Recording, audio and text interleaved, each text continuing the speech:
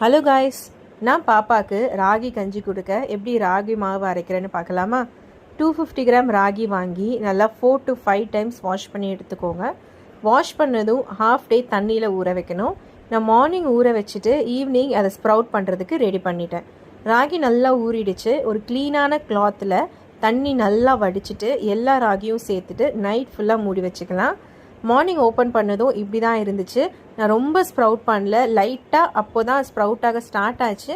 நீங்கள் வேணும்னா இன்னும் கொஞ்சம் நேரம் கூட விட்டுக்கலாம். அதை நல்லா வெயிலில் காய வச்சுக்கோங்க. நல்லா காஞ்சதும் லைட்டாக ட்ரை ரோஸ்ட் பண்ணி எடுத்துக்கலாம், ஈரப்பதம் போகிறதுக்கு. அவ்வளோதான். ரோஸ்ட் பண்ண ராகி நல்லா ஆறுனதும் ஃபைன் பவுடராக அரைச்சி மறக்காமல் ஜலிச்சு வச்சுக்கோங்க. தேவைப்படும் போது கஞ்சியாக காசி குடிக்கலாம். ராகியை ஊற வச்சு பால் எடுத்து கொடுக்கறத விட இப்படி கொடுக்கறது ஹெல்த்தின்னு சொல்கிறாங்க. ட்ரை பண்ணி பாருங்கள். இதோட ப்ரிப்பரேஷன் வேணும்னா கமெண்ட்டில் சொல்லுங்கள், நான் இன்னொரு வீடியோவாக போடுறேன்.